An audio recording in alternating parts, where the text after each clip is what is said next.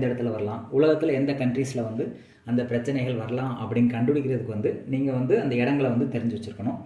அப்போ சிம்மராசி குறிக்கக்கூடிய இடங்கள் என்னென்னு சொல்லி பார்ப்போம். அதுக்கடுத்து வந்து ஒவ்வொரு இடத்துல வந்து எப்படி பூகம்பம் வருது, நிலநடுக்கம் எப்படி வருது, சுனாமி எப்படி வருது, அல்லது வந்து ஒரு போர் எப்படி வருது, எந்த இடத்துல வந்து பாதிப்பு வருது அப்படிங்கிறத வந்து விளக்கமாக வந்து அடுத்த வீடியோஸில் வந்து நான் சொல்கிறேன். இப்போதைக்கு உலகத்தில் பேசிக்கான விஷயங்கள் அதை குறிக்கக்கூடிய இடங்களை வந்து ஃபஸ்ட்டு பார்ப்போம். தமிழ்நாட்டில் சிம்மராசி குறிக்கக்கூடிய இடம் பார்த்திங்கன்னா சிவகங்கை மாவட்டம் கிழக்கு பகுதி, அதுக்கப்புறம் வந்து புதுக்கோட்டை மாவட்டம். இந்த 2 விஷயத்தை வந்து தமிழ்நாட்டில் வந்து சிம்மராசி குறிக்குது, 2 இடங்களை. அடுத்து இந்தியாவில் பார்த்திங்கன்னா நிறைய இடங்கள் இருக்குது, நிறைய சிட்டிஸ் ஸ்டேட்ஸ்லாம் இருக்குது.